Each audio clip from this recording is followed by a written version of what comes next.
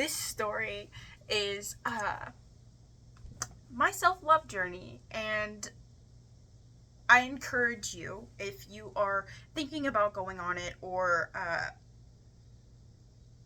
on the cusp of going on it, or you're just curious, stay tuned, subscribe, like, leave a comment, whatever, on anything throughout the story. So I am gonna start with where it honestly all began. And I cannot get this question enough. Like, I get it a lot, and there's so many people going on this journey. If you are going through it, you are not alone. You are not the only person. A lot of people, what I've noticed per clients, just kind of almost ignore it to the point where it eventually explodes. So you are not alone at all in this journey. That is something huge, huge, huge, huge. So yeah, I want to talk about the beginning. So for me, where this all started was back in 2021, I'd say, post COVID, post Rona. I was in college, and I was just sitting hollow in each of my classes, getting so angry, so numb, so like depressed and really low and really lost, because I couldn't find meaning. I lost my meaning. I lost the reason why I wanted to do college in the first place. I was like, what am I even doing this for? I don't know what I'm doing anymore. I don't know who I'm doing this for, because I feel so hollow. And if you know anything about me, if you're just now stumbling across my page, this is what I'm known for.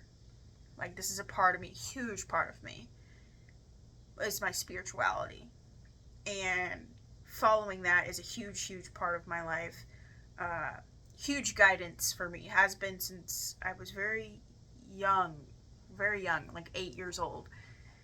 And connecting with spirit, and I didn't even realize it. Anyway, so I have this oracle deck that I had just gotten at the time. I don't even remember going up to it. I think I was just sitting in the local shop, and I was just really called to it, and I couldn't think of why. And I just picked it up. And when I picked it up, I was like, this speaks to me. Like, this deck speaks to me. So I was in tears, and I was in a panic, and I had that hollow feeling in my chest.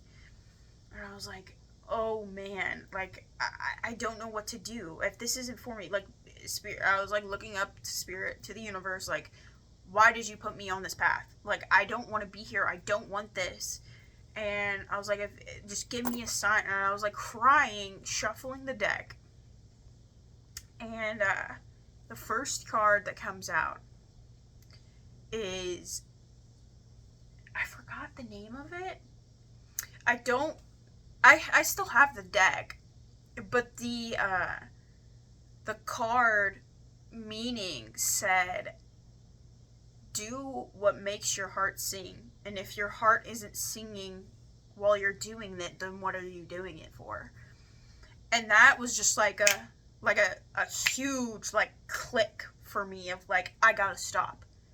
Like, this is it. Like, I can't do this anymore. Like, this isn't making me happy. It's clearly not the answer, so I have to get rid of it. And so therein lies the journey of the beginning of me going on this self-love journey. I chose me. I chose the opposite of what other people were wanting me to do. So whenever I started down this path, whew, it was toxic. It was low. I felt free. Free of what? I had no idea at the time. I was lost. I was completely, absolutely lost and unsure of myself. So I was like, what do I do from here? I don't know what I'm doing.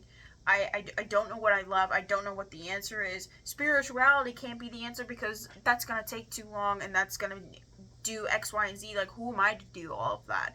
I don't want to be some, like, tarot reader or whatever. And at the time, I wasn't on TikTok. I wasn't on social media. I wasn't aware of the calling. And I was like, I don't know what I'm doing. I don't know where I'm going. So I decided to dive into relationships. And that's whenever I went into my first karmic relationship ever. And wow, was it healing. I basically played out a cycle of just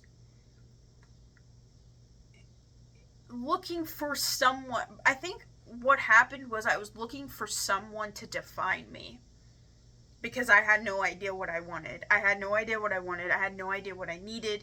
I had no clue, no way of figuring it out. So I decided to let this person define me and put my worth in them and put my value in them and like, yes, this person will give me meaning. Yes, this person will give me this. And it ended up being obviously a very catastrophic downfall in the end. And the reason why is like, if it wasn't obvious, it's obvious now. Putting your value on somebody else and putting your worth into somebody else is not a thing. You are not any more of a person or less of a person when you're in a relationship, when you have those things. Like, that was one of the lessons that I had to learn. So whenever I got out of it, that is one of the lessons that I began to learn is like, wow, I'm not defined by these things. These things aren't, these things don't make me who I am. Who I am is inside of me, and it always will be. I'm vibrant, I'm happy, I'm spiritual, I'm all of these things. I am beautiful, I am the person that I was with, the family members, none of it defines me. I define me, and I determine who I'm going to be. And I can be whoever I want to be. And that's a beautiful, beautiful thing. Nobody is destined, like the wand's in your hand. And yeah, that's my self-love journey, and I think that's a beautiful story, and I'm still on it. That's all the way up until now. That's the story all the way up until now. And a huge lesson, I think, in this journey is definitely the worth. Like, finding your worth. If you are currently on it, or you're getting ready to go down it, or you're thinking about going down it,